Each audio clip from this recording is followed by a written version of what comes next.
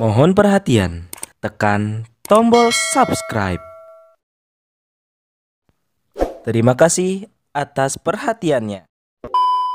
Oto, kenapa kau tidak berani gugat balik? Saya justru malah kasihan sama Jokowi. Dipastikan konfirmasi Jokowi tidak punya ijazah asli. Nah, ini menunjukkan Jokowi tidak bertakwa. Dirinya jadi tipu juga. Lebih takut sama Jokowi daripada kepada Allah, ya. Lebih takut kepada bisnisnya hilang, lebih takut rumah yang bagusnya dilelang dan lain sebagainya. Takut miskin. Anies tidak punya kemampuan untuk melawan kezoliman itu.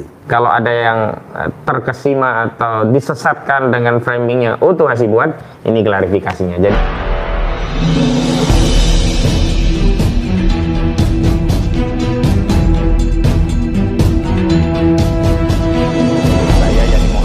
driver online Depok.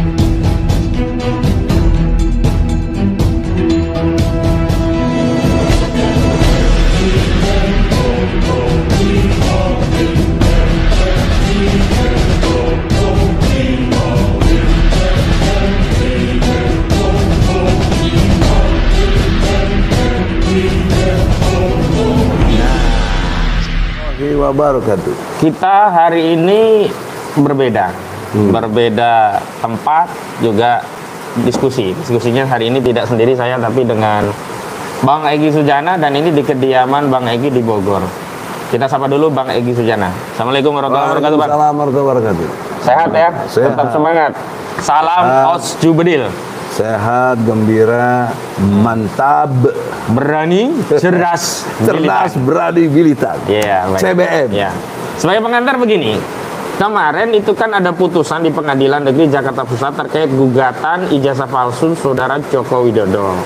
Amar putusannya sebenarnya hanya menyatakan tidak dapat diterima, atau dalam istilah hukum itu di NU. Tapi ternyata kuasa hukum dari Saudara Joko Widodo, yakni Utuh Hasibuan, itu statement di media menyatakan bahwa pengadilan menolak gugatan. Jadi seolah-olah sudah menang. Pengadilan seolah-olah sudah masuk ke pokok perkara dan menyatakan gugatan kalah begitu. Padahal sebagai ahli hukum tentu kita tahu bahwa NU itu ya tidak dapat diterima itu ibaratnya baru di pagar, belum masuk ke rumah ya. Masih di pintu. Masih di pintu ya, belum masuk. Baru diketok. Masuk di bayar, baru diketok. Belum isinya rumah apa begitu ya. Dan yang kedua, katanya Utuh Hasibuan yang mengatakan Pak Jokowi itu baik sekali karena tidak melakukan gugatan balik begitu. Kepada Egy Sujana. Kepada Egy Sujana dan yang lainnya. Nah, kita mau tanya langsung. Pertama, sebenarnya putusannya seperti apa? Yang kedua, kalau digugat balik, Egy Sujana itu sedih, prihatin, atau bahkan gembira begitu ya? Justru saya menantikan dan bahkan saya tantang, Oto, kenapa kau tidak berani gugat balik? Pura-pura Jokowi. Baik, yang pertama gini dulu, putusannya Bang. Putusannya itu sebenarnya di NU atau ditolak? Begini, antum kan ikut waktu yang pertama. Itu sama dengan waktu itu menyatakan pengadilan tidak berwenang. Oh, itu namanya berarti kompetensinya kompetensi absolut. Absolut. Jadi belum masuk ke ijazah asli atau apa, bukan? Belum ada pembicaraan pokok perkara itu, belum ada. Kok dipelintir-pelintir sama si Oto dalam keterangan persnya itu gugatan ditolak. Dan juga kita nggak mau gugat balik karena ramahnya, baiknya Jokowi.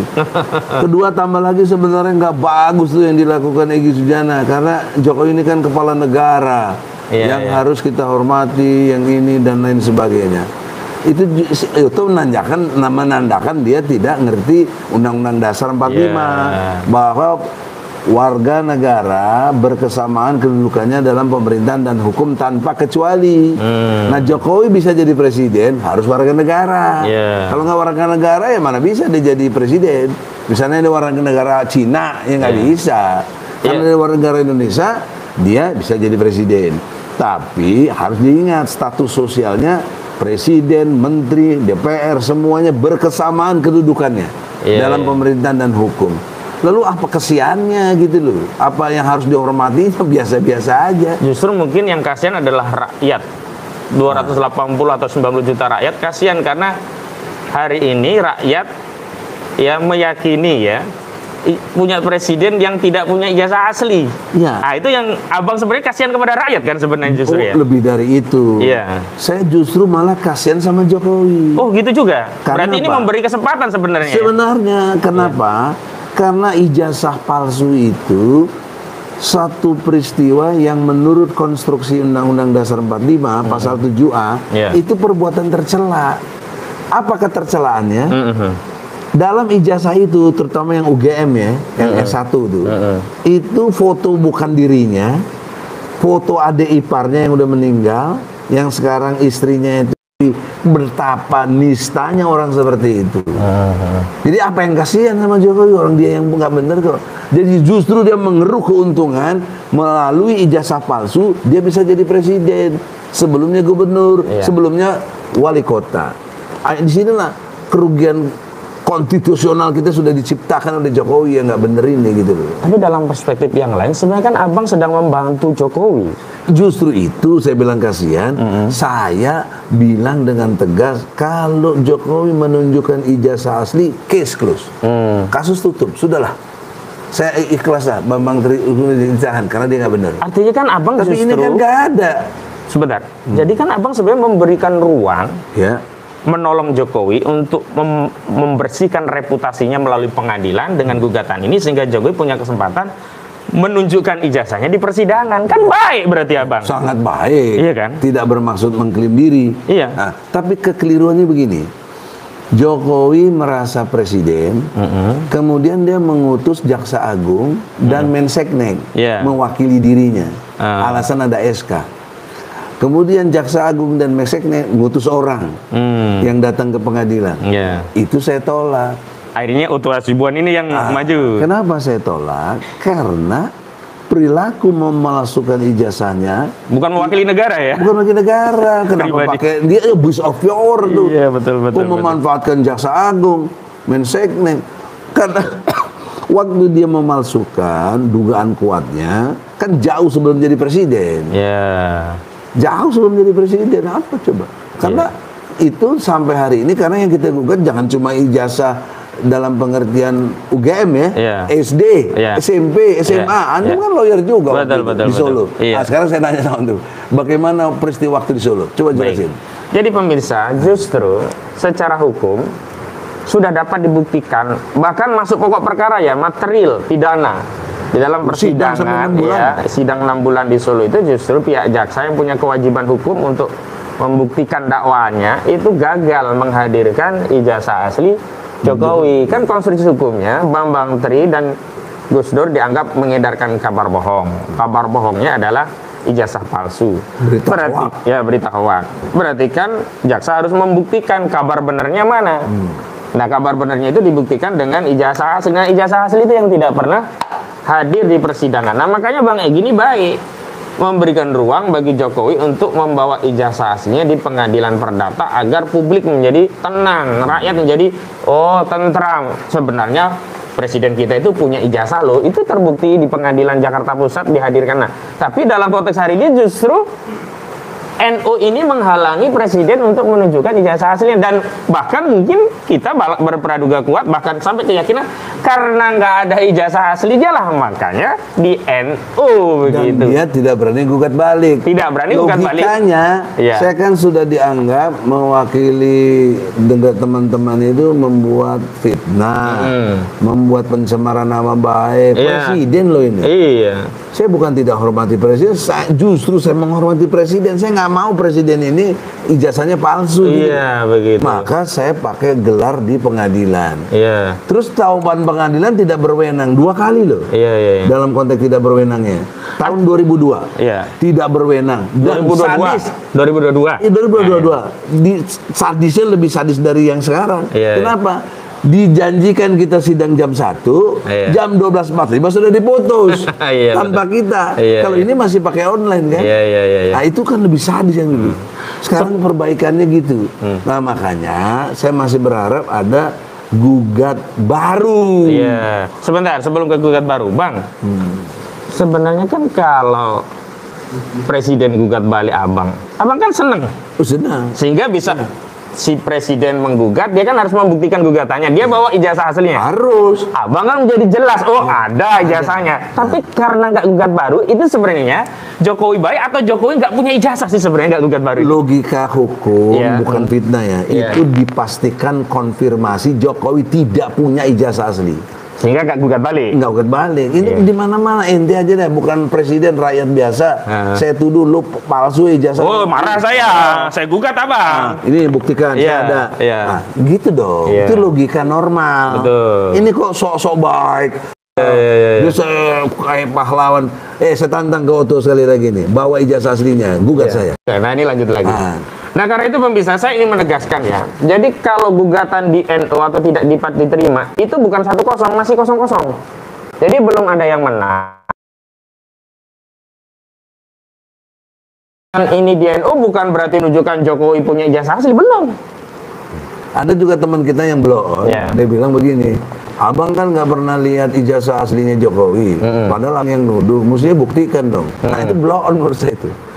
Blow onnya adalah Iya. kita kan sudah melalui sidang di Solo 6 bulan. Nah itulah buktinya ya. 30 saksi. Iya. Saksi ahli 8, saksi biasanya atau fakta Iya. 22. Iya. Kepala sekolah, teman OSIS, teman sekelas, gitu. Iya, betul, betul. Sampai kepada guru-gurunya. Betul, betul. Nah, itu menyatakan nggak pernah lihat ijazahnya. Kan Iya. memang nggak ada. Iya, iya. Bisa dikonfirmasi. Kan ini udah digelar dalam persidangan. Iya. Nggak ada file tentang ijazah asli di Pengadilan Surakarta. Betul, betul. Nggak ada. Maka dengan konfirmasi ini dan meyakinkan saya bakalnya gugat lagi di Jakarta Jakarta Pusat. Pusat. Sebagai awal dulu kita pertama ngegugat. Iya. Pemirsa, saya ingin beri penjelasan. Konstruksi hukumnya adalah Bang Egy itu sudah punya bukti. Buktinya yang pertama adalah bukti cover yang di sana oleh Bambang itu disebutkan perbedaan foto, perbedaan kelulusan. Di sana sebenarnya mahasiswa bukan UGM tapi Hari Mulyono. Itu adalah bukti. Kemudian dikuatkan dengan putusan pengadilan di Solo. Karena di putusan pidana itu ternyata yang dihadirkan hanya fotokopi, tidak ada ijazah asli. Nah karena itulah Bang Egy membawa bukti-bukti pengadilan itu ke Pengadilan Jakarta Pusat. Iya, begitu. Tapi belum sempat diperiksa bukti itu di NU. Gitu, itu lo ngerti nggak? Itu Otto logikanya begitu ya. Ini Otto kok nggak paham-paham ya? Iya. Padahal katanya profesor, gimana? Ya, nah sekarang apa sih motif kok Otto itu? Ini kita bicara motif ya, karena kita tahu yang namanya NU itu belum pokok perkara, tapi di beberapa media kan dikatakan bahwa gugatan ditolak oleh pengadilan. Kan bukan ditolak, nomenklaturnya itu tidak dapat diterima, bukan ditolak. Bedanya tidak dapat diterima dan ditolak. Iya. Kalau tidak dapat diterima dalam bahasa hukumnya NU itu harusnya bisa gugat lagi, harusnya juga bisa banding Iya. dan seterusnya. Pilihan saya tidak banding, Iya. pilihan saya Gugat ulang. Iya. atau bukan gugat baru. Gugat baru, iya. Kemudian kalau tidak dapat diterima itu ditolak-tolak betul habis. Kalau ditolak, Kalau ya, ditolak iya. itu artinya Sudah dia masuk pokok perkara, sudah ya? masuk pokok perkara. Iya. Artinya tidak bisa lagi gugat, udah kalah Ya, aja. paling tinggal banding kasasi Nah, begitu ini ya. yang dipelintir sama Otto. Ini dia kan menyampaikan berita sesat ini. Iya. Bisa juga keterangan palsu. Sayangnya sudah dibatalkan pasal 14-15 oleh MK, Bang. Kalau enggak ini bisa saja ya kabar yang tidak lengkap dan tidak pasti yang berkelebihan yang menimbulkan keonaran itu. Ada pasal lagi memberi Oh, di keterangan. ITE ya? Bukan di ITE, di KUHP. Yang baru? Sanksinya 7 tahun. Ya, tapi kan 2026 baru berlaku itu. Enggak, yang bukan yang baru, masih yang lama. Oh, yang lama ya. Memberi keterangan Oh, palsu yang di pengadilan. pengadilan. Ya. Kan dia memberi keterangannya di pengadilan. Iya. Dengan bang nggak ada katanya. Nah, kalau ada kenapa lo nggak datangin? Iya. Kasus tutup saya bilang. Iya. Nggak usah berlarut-larut. Nah, jadi Pak Jokowi yang terhormat. Walaupun gimana kita harus menghormati karena dia kan presiden kita. Betul. Saya tidak punya itikat maksud menzolimi, enggak. Kita pernah kenal kok. Dulu saya dengan Mulia Lubis nih. Ingat saya bikin acara di Solo waktu dia masih wali kota, Wali kota, ya. tentang pelayanan hukum bagi rakyat, bikin meja di depan kantornya itu kayak LBH, itu melayani rakyat langsung. Itu saya sama Mulia Lubis, ya bukan ece-ece, kenal dia. Kalau dia pura-pura nggak kenal ya bohong lah, ya. Kecuali dia nggak ngaku. Tapi ada konfirmasi Mulia Lubis, ada program itu saya. Berarti rencana Abang akan gugat ulang, gugat baru ya ibaratnya. Gugat baru. Nah, harapan saya maksud dengan konteks bertakwa, karena presiden itu syaratnya bertakwa. Dasar saya Undang-Undang Nomor 7 Tahun 2017 Pasal 169 huruf A, presiden harus bertakwa. Nah, ini menunjukkan Jokowi tidak bertakwa. Dirinya jadi tipu coba, dicela dirinya oleh dirinya sendiri karena ijazahnya palsu. Ketakwaan macam apa yang kayak begini? Belum lagi banyak macam-macam, termasuk hakim MK dikondisikan sedemikian rupa. Ya, hakim MK itu 8 bisa dikondisikan, putusannya ikut sesuai sekarang. Nah, hakim yang di PN cuma 3, apalagi nilainya dianggap rendah. Gampang diiniin. Sekali Jaja Oto datang pakai sidang online, itu aja udah nggak bener, melanggar pasal 185 HIR, gitu loh. Coba lihat 185 HIR, bahwa sidang putusan selah harus diucapkan di sidang atau di persidangan dihadiri kedua belah pihak atau berapa pihak yang ada. Nah, itu 185 HIR. Nah, 18687-nya itu bila apa yang dirasa kita belum memenuhi apa yang kita maksud keadilan, dapat membuat gugatan baru, gitu. Itu HIR, bukan maunya Egy Sujana, gitu. Nah, itu contoh ya. Jadi Abang melihat ada korelasi ya, di MK yang 8 aja bisa dikalahin, apalagi di pengadilan negeri cuma 3 hakim gitu. Gini logikanya. Dari awal pemilu itu kan curang. Kita udah, bagi yang punya mata hati bisa lah. Ya, ada ASN dikondisikan. Ada kepala desa diangkat sampai 9 tahun lagi, diiming-iming, bukan diiming, dikasih duit juga. Ya, ada bansos, ada lagi hakimnya ini, ya.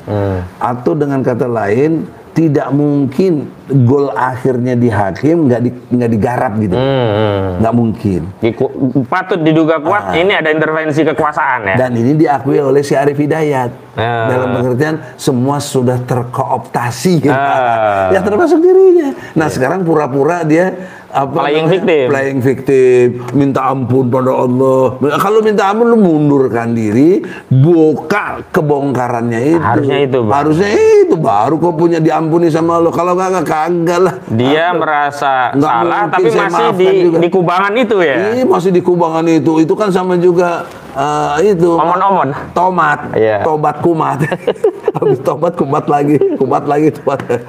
Dan lebih parahnya lagi, waktu di sidang Arief Hidayat yang melarang Jokowi atau bahkan melindungi Jokowi tidak boleh dipanggil ke sidang dengan dalih presiden simbol negara, karena dia juga sebagai kepala negara. Padahal simbol negara kan bukan itu. Simbol negara itu bendera merah putih, lagu Indonesia Raya, kemudian Nusa Bangsa, ya, dalam pengertian satu nusa satu bangsa yang dinyatakan Sumpah Pemuda, itu bisa menjadi kekuatan lembang. Padahal udah ada undang-undang spesifik ya, tentang lambang, simbol, bendera, dan lagu kebangsaan itu kan. Lagu kebangsaan. Nah, Jokowi sebagai presiden 5 tahun sekali bisa diganti, kok jadi lambang ya nggak bener lah. Ke lambang kan nggak bisa diganti-ganti ya. Nggak bisa, ajak Garuda Pancasila. Nah, itu lambang.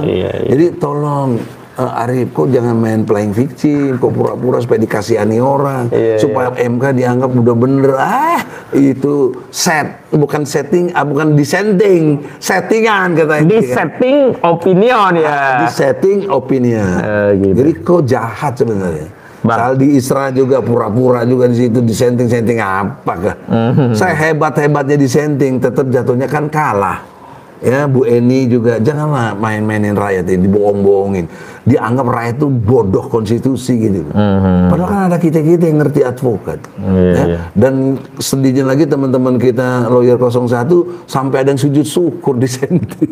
Padahal itu settingan, ya toh. Dan itu permainan mereka supaya mereka dianggap benar-benar bekerja, padahal kagak. Yang mesti dikejar ini sekarang si Soehartoyo. Soehartoyo kenapa kok begitu? Ya, kau harus menjelaskan karena di dalam sidang saya pernah mendengarkan. Hakim yang harus wajib menjelaskan. Itu bisa dilihat. Harus buktikan loh MK. Jokowi tidak punya anak Gibran. Gibran bukan bapaknya itu Jokowi. Buktikan. Kan kau yang bilang tidak ada nepotisme. Sementara kita nuduh itu nepotisme. Jokowi sendiri sudah mengakui saya cawe-cawe, saya berkampanye. Itu kan motif, kok malah kau lindung-lindungi gitu loh. Kecuali ya MK ini kurang ajar gitu. Kecuali MK sudah memanggil Jokowi, Jokowi di persidangan menyatakan tidak, bolehlah ya. Ini nggak manggil, kok justru kok melindungi gitu loh. Nggak manggil, nggak apa. Ya Jokowi tenang-tenang aja. Mungkin karena udah dibungkus oleh emas kah, oleh dolar kah, oleh uang, kita nggak tahu. Atau oleh iming-iming lainnya. Bang, atau rasa aman. Karena saya dengar katanya si Soehartoyo terlibat juga BLBI. Tapi itu kan humor lah, males ya. Cuma yang fakta-fakta aja lah. Memang dulu di 2013 terkait perkara PK dia pernah dipersoalkan oleh Komisi Yudisial. Maka di 2015 Komisi Yudisial itu memberikan rekomendasi ke Mahkamah Agung agar tarik. Soehartoyo kan dari perwakilan Mahkamah Agung. Harus ditarik ya? Ya tarik, tapi tetap aja jalan di barang. Karena itu udah disetting. Jangan setting, udah lama gitu. Bang, jadi kayaknya hukum kita itu sudah lengkap ya. Di MK sudah dikalahin, di pengadilan negeri dikalahin pula, tapi sebenarnya belum ditolak ya, baru di NU gitu. Kira-kira masa depan hukum kita gimana nih kalau kayak gini terus? Asumsi ini menopang pemikiran kita bahwa dengan kondisi objektif seperti ini penegakan hukum semakin amburadul. Karena teori ya, garbage in, garbage out. Masuknya sampah, keluar sampah. Sampah-sampah yang ada itu di MK itu hakim-hakim sampah kalau saya.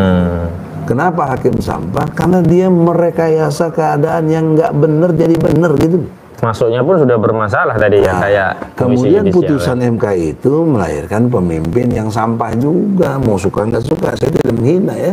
Tapi ini logika intelektual lah. Nah, kalau pemimpinnya juga begitu berkategori sampah, ya hukum penegakannya sampah juga. Nggak bisa. Penegakan hukum yang benar tuh nggak mungkin gitu deh. Nah, oleh karena itu kita ada jalan tetap dakwah Islam kita, qulil haq walau kana muran. Jadi kita nggak akan pernah mati walaupun terus berjuang ya. Terus berjuang. Walaupun nggak tahu kapan, tapi Allah Maha tahu. Ada batasnya. Ya. Sekarang pesan nih, Bang. Udah hampir setengah jam buat para pejuang perubahan yang mungkin hari ini agak down karena ternyata ekspektasinya tak sesuai dengan harapan, realitanya ternyata yang menang adalah kekuasaan, kezaliman, kecurangan. Apa saran Abang agar kita tetap terus semangat berjuang, agar tidak ada istilah melemah itu dalam perjuangan. Ini kan saya baca sudah ada yang kelihatan lemes-lemes ini gitu. Silakan Bang. Kalau perspektif hukum dikaitkan dengan nilai-nilai tauhid, akidah kita itu ada di Al-Baqarah ayatnya 45. Wasta'inu bisobri wassalah. Jadi minta tolonglah kepada Allah lewat sabar dan sholat. Ini bukan pekerjaan sederhana. Pengertian sabar dalam arti mengacu ke Ali Imran 146. Dia tidak lemah, dia tidak patah semangat, dan dia tidak menyerah kepada musuh Allah dan musuh kita semua. Nah, jadi kategorinya dalam pengertian sholat itu adalah orang-orang yang punya integritas. Orang yang sholat itu pasti orang yang punya integritas. Apa muatan integritas? Ada 3. Satu, confidence. Orang yang sholat itu confidence. Dia nyaman dalam dirinya dan dia percaya ya akan bisa melakukan apa yang dia yakini sebagai satu prinsip. ya, maka tercegahlah dia dari keji dan mungkar karena confidence-nya dia. Kedua, orang-orang integritas itu yang sholat itu adalah orang-orang yang punya komitmen. Nah, kalau komitmen itu dia komit kepada prinsipal yang sudah dia yakininya itu, nggak akan bisa goyah. Dia bertaruh dengan apapun. Yang lain berkait dengan surat Al-Kautsar. Al-Kautsar. Bagaimana menikmatinya Al-Kautsar? Nikmat Allah yang banyak. Fasoli. Fasolinya itu jangan cuma tunggang-tungging takbir assalamualaikum, tapi sholat yang berdimensi istiqomah tadi, yang berdimensi confident dan konsisten, ya, itu yang harus dibangun oleh orang-orang kita Muslim. Ini pendekatan internal dulu ya, nasihat internal buat para aktivis. Kita tetap harus mendekatinya dengan kesabaran prima dan sholat, tapi sholatnya yang benar. Istilah saya ada 3 dimensi sholat. Sholat dalam arti ibadah yang bersifat imaniyah, yaitu lihat Rasul sholat, dari mulai takbir sampai dengan salam. Itu contohnya Nabi sholat. Itu saya anggap sholat dalam dimensi yang pertama, sholat dalam imaniyah saja. Yang kedua, wa nusuki wa mahyaya wa mamati lillahi rabbil alamin. Itu menyangkut hidupku dan matiku serta ibadahku. Maka dimensi sholat yang ketiga harus inbuilding di dalam pengertian sistem, politik, ekonomi, budaya, pendidikan, semuanya harus tercakup dalam dimensi pancaran sholat kita. Yang harus output orang sholat itu mampu mencegah keji dan mungkar. Jadi kalau Anda berpolitik, Anda tidak mampu dengan kekuasaan yang dimilikinya untuk mencegah kemungkaran dan melakukan yang ma'ruf, Anda gagal sholatnya. Anda fawailul musholin. Maka isi neraka wail, walaupun dia sholat, tapi kan main-main, ya, nggak benar. Nah, yang ketiga, wa mamati lillahi rabbil alamin. Itu dimensi sholat dalam arti syahid. Makanya orang yang mati syahid nggak perlu disolatin. Kapan dia sholatnya? Waktu tadi memperjuangkan politik, ekonomi, budaya, dia diganggu bahkan dibunuh, dari situlah, ya, itu yang disebut dengan mati syahid. Refleksi dari Al-Kautsar sebenarnya. Kalau orang ngerti Al-Kautsar itu kan telaga Nabi yang nggak akan bisa minum air di situ kalau bagi yang nggak mau, kata Rasul. Siapa yang mau masuk surga, semuanya bisa masuk surga, kecuali yang nggak mau. Nah, ya kita lihatlah yang nggak mau tuh pimpinan partai politik, nggak mau, lebih takut sama Jokowi daripada kepada Allah, ya, lebih takut kepada bisnisnya hilang, lebih takut rumah yang bagusnya dilelang dan lain sebagainya, takut miskin. Nah, inilah yang disebut dengan harusnya potong ekor kita. Itu ekor kita yang kemana-mana tuh. Antum udah ada ekor antum apa? SH. Oh, itu ekor itu. Saya apalagi dokter, profesor. Lebih panjang lagi. Oh, itu ekor kayak kepanjangan. Tapi saya harus berani potong ketika berhadapan to be or not to be. Antara kebatilan dengan yang hak. Nah, kebatilan akan hilang kalau hak yang tegak. Jadi logikanya nggak mungkin kebatilan hilang kalau hak nggak timbul atau nggak muncul. Betul. Nah, maka itulah saran internal untuk umat, tetap sabar dan sholat 3 dimensi, terus melawan. Inna a'toinakal kautsar fasoli li robika wanhar, dan berkorban. Nah, jadi pengorbanan ini satu pameo yang semua orang udah tahu. Tidak mungkin menang, tidak mungkin sukses tanpa pengorbanan. Tahu semua orang. Allah udah rumuskan itu di surat apa tadi itu Al-Kautsar gitu.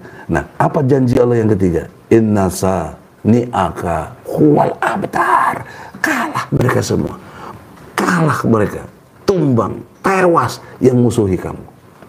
Itu sederhana ayat itu, tapi kita memahaminya cuma Idul Kurban, potong korban, ngesapi, ngesop, ya, sate gitu. Itu kan problemnya cuma nggak dipahami, tidak tadabur, dia tadabur Quran. Nah, sekarang yang eksternal. Eksternal dalam konteks dunia umat ini, dalam main politik kan udah percaya betul kepada 01, bahkan inisialnya Amin. Sekarang Allah sudah buka topeng demokrasi ini. Sudah banyak orang kecewa. Harusnya datang ke MK, dia datang. Dia tanda tangan. Sisi lain Ganjar nggak datang. Kan jadi kalau pikiran 01 ini kan kita harusnya 01. Dia lebih bagus 03 dalam konteks komitmen tadi, dalam konteks konsisten, dalam konteks confidence-nya gitu. Berani melawan gitu loh. Itu contoh. Maka kondisional objektif seperti ini, Anies memang orang cerdas, nggak ada yang meragukan. Saya top, saya akui saya kalah. Anies lah lebih the best. Ya, dia udah menginternasional. Tapi Anies tidak punya nyali. Anies tidak punya giroh untuk berjuang jihad fisabilillah. Anies tidak punya kemampuan untuk melawan kezoliman itu. Padahal dia bilang Prabowo tidak tahan untuk oposisi. Dan sekarang dia belum apa-apa udah nggak tahan, udah nyebrang gitu. Bahkan saya lihat di flyer-flyer yang ada, dia akan jadi Menteri Luar Negeri. Apa tuh? Masya Allah. Ya, Muhaimin Menteri Pengurusan Pondok Pesantren. Ada tuh. Nggak tahu benar apa, tapi itu beredar. Ya. Jaksa Agungnya tetap, Kapolrinya tetap ini. Tapi yang jelas PKB udah kasih karpet merah untuk Prabowo. Itu nggak fitnah itu. Iya, kalau itu benar ada. Itu benar statement malah. PKB akan menggelar karpet merah buat 02. Dan PKB siap bekerja sama. Udah. Bagaimana coba? Mengucapkan salam, selamat kepada pencurang, kan berarti menyetujui pencurangan itu. Harusnya sejak awal terima aja ya. Terima aja, nggak usah capek-capek. Jangan bohong-bohongin kita gitu loh. Sok-sok berjuang. Ini yang saya kurang ajar tuh di situ. Saya gondok. Saya punya hak marah sama Anies. Karena saya dukung dia baik-baik, bagus. Saya lebih senior dari dia. Saya nurut, saya oke. Tapi dikhianati begini kan gondok gitu. Ya mungkin yang lain nggak setuju sama saya, nggak apa-apa, udahlah kita tinggalkanlah itu masa lalu. Maka ke depan dalam perspektif eksternal kita sudahlah, yang the best itu izul Islam wal muslimin, membangun kekuatan umat. Dia akan bergulir nanti self propelling, dia bergerak sendiri menjadi membentuk sebagaimana yang Allah kehendaki. Betul. Saya kira itu saran saya. Baik, terima kasih pemirsa. Yang jelas kita dapat pencerahan dari Bang Egy. Yang jelas satu ya, di Pengadilan Negeri Jakarta Pusat itu bukan ditolak, hanya di NU. Statusnya kosong-kosong, nggak ada yang punya nilai 1 kan. Belum masuk pokok perkara. Yang kedua, Bang Egy tegaskan bahwa perjuangan tidak akan pernah selesai, ya walaupun di MK dibegitukan, di PN begitukan, dan sekarang ya kita tahu orang-orang yang diperjuangkan patut diduga justru akan merapat dengan kekuasaan. Ya kita tetap konsisten dengan sabar dan sholat, dan terus dia menggulirkan perjuangan ke arah izul Islam wal muslimin lah kira-kira, biar kita gak kecewa ya. Fokus, nanti lama-lama Allah berikan pertolongan dan nanti ada saatnya ya. Misalnya gini, masa akhir hidup kita udah habis, tapi perjuangan manusia kan ada anak cucu kita. Lanjutin mereka dan kita dapat bekal kan ya. Bekal. Dan itu kita meninggalkan anak yang soleh. 3 hal yang ditinggalkan orang yang bermanfaat, dijamin surga oleh Allah. 1, ilmunya bermanfaat, bisa digunakan. 2, amal jariah. 3, anak yang soleh. Nah, itu aja yang kita bangun lah. Itu kan nggak melanggar hukum gimana? Itu perintah agama. Perintah agama. Yang melarang malah kita hukum. Oke, begitu saja pemirsa. Ya, terima kasih. Setengah jam. Channel. Ya, setengah jam. Biasa. Kita diskusi. Tolong di-relay dong ke AS Channel ya. Iya, nanti bisa di-download, di-upload di AK Channel, di mana Agi Sujana Channel. Yang jelas inilah klarifikasi dari Pak Egy. Jadi kalau ada yang terkesima atau disesatkan dengan framingnya Tuh Hasibuan, ini klarifikasinya. Jadi tidak ada yang ditolak, cuman di NU. Jadi bahkan tadi menantang kalau mau gugat, ya gugat saja, karena kita senang kalau digugat sehingga bisa tahu ijazah presiden itu ada atau tidak. Dengan Oto berani gugat, dia harus bawa ijazah asli. Ya, itu yang kita tunggu-tunggu. Itu yang ditunggu ya. Baik, begitu saja. Bila taufiq wal hidayah. Assalamualaikum warahmatullahi wabarakatuh.